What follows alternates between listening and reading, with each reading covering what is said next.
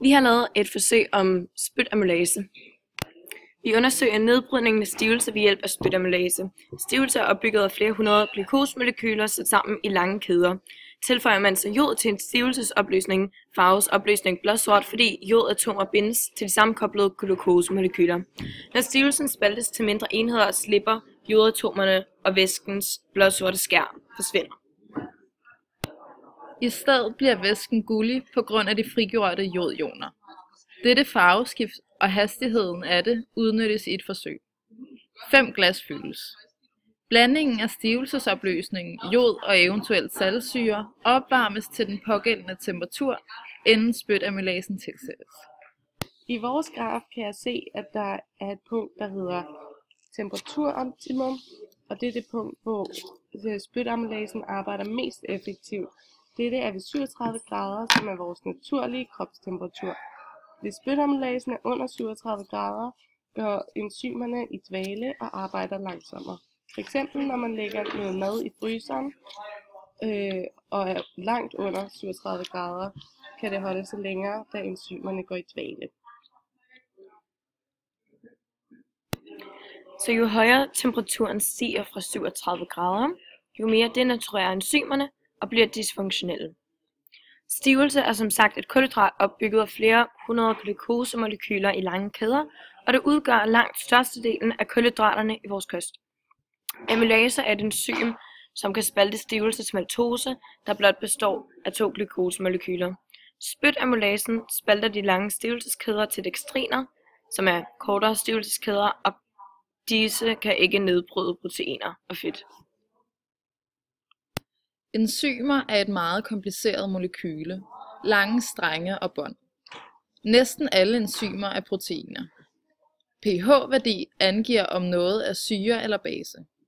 Spytamylase denaturerer ved lav pH-værdi, det vil sige, når den for eksempel kommer i kontakt med mavesyre. Vi forventer, at reaktionshastigheden stiger med stigende temperatur frem til 37 grader, temperaturoptimum, og derefter denaturering.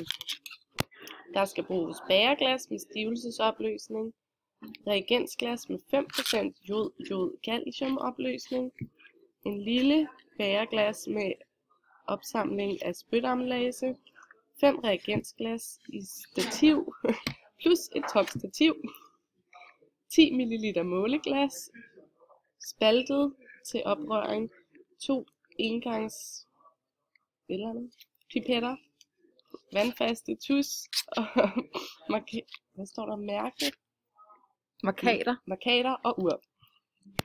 Hver gruppe indsamler de forskellige materialer, og så er der en person fra hver gruppe, som indsamler 2-3 ml spyt i et lille bæreglas, og så kan man fortynde spyttet med 4 ml vand. Så har man de 5 reagensglas, som man sætter nummer på fra 1 til 5, som svarer til de her forsøg. Og ved hjælp af 10 ml måleglas tilsættes til alle 5 forsøgelsesglas 5 ml og 0,5% stivelsesopløsning.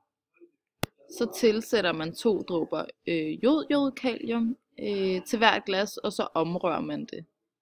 Og så holder man øje med farvereaktionen.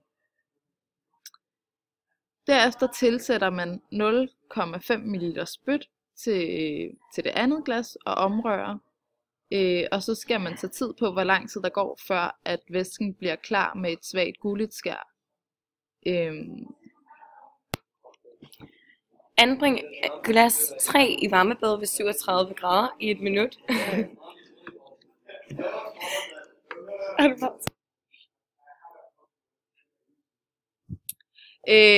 Vi tilsætter derefter 3 dråber spyt og omrører med omrører.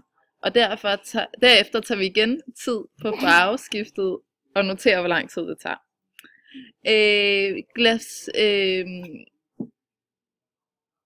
Ved glas 4, der gør man ligesom ved punkt 7, men temperaturen er på 60 grader i stedet for 37 grader. I glas 5 tilsætter man noget saltsyre og holder igen øje med farveskiftet som i de andre forsøg. Og her ser vi resultatet for de 5 glas og hvilken farve, eller hvor lang tid det tog, før farven skiftede. Vores første kontrolglas er vores sammenligningsglas, så den forbliver den oprindelige blå farve, så vi kan se forskel.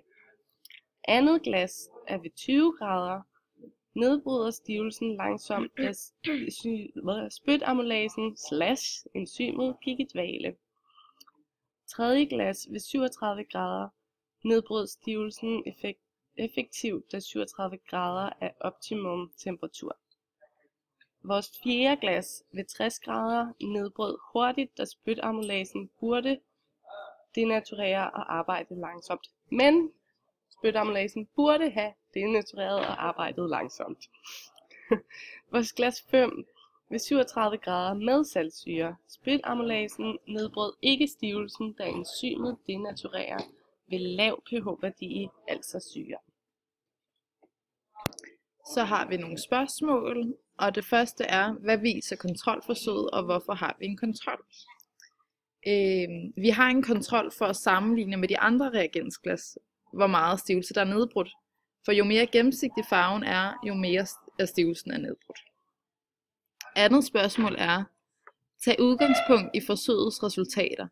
Hvilken effekt har temperatur på amylase? Hvorfor har temperaturen denne effekt? Temperaturen er vigtig for amylasen, fordi at amylase arbejder bedst ved 37 grader, som er kroppens normale temperatur. Hvis spytamylasen skulle arbejde under 37 grader, f.eks. 20 grader, så går enzymet i dvale, og så arbejder det meget langsomt. Hvis temperaturen er over 37 grader, f.eks. 60 grader, så denaturerer spytamylasen, hvilket vil sige, at den burde arbejde meget langsomt, men det var så ikke tilfældet i vores forsøg, da vi havde en fejlkilde. Tredje spørgsmål er, hvilke resultater tror I, man havde fået ved forsøg ved henholdsvis 5 grader og 90 grader? Begrund dine svar. Og det er jo så det samme, som vi har sagt, at ved 5 grader, så burde enzymet gå rigtig meget i dvale og arbejde rigtig langsomt. Og derimod 90 grader, så vil enzymet denaturere og på den måde også arbejde rigtig langsomt. Fjerde spørgsmål er, tag udgangspunkt i forsøgets resultater. Hvilke effekt har pH på aktiviteten af amylase? Sammenlign resultatet med pH-forholdene i mavesækken. Hvorfor er det vigtigt at få tilført amylase fra bugspytkirtlen og ikke blot fra spytkirtlerne i munden? Spytamylase kan ikke arbejde i kontakt med syre, altså lav pH-værdi, og kan derfor ikke arbejde, når de rammer mavesækken. Derfor har vi brug for spytamylase, der tager over for at nedbryde stivelsen endnu mere. Spørgsmål 5 er vores fejlkilder. Fejlkilden var, at det var spyttet, der skulle have været opvarmet til 60 grader, og ikke stivelse. Vi kan bekræfte hypotesen, der siger, at reaktionshastigheden stiger med stigende temperatur frem til 37 grader, hvor den derefter burde denaturere. Næste gang forsøget skal laves, skal man sørge for, at spytamylasen i forsøg 4 også er 60 grader og ikke blot stivelsen.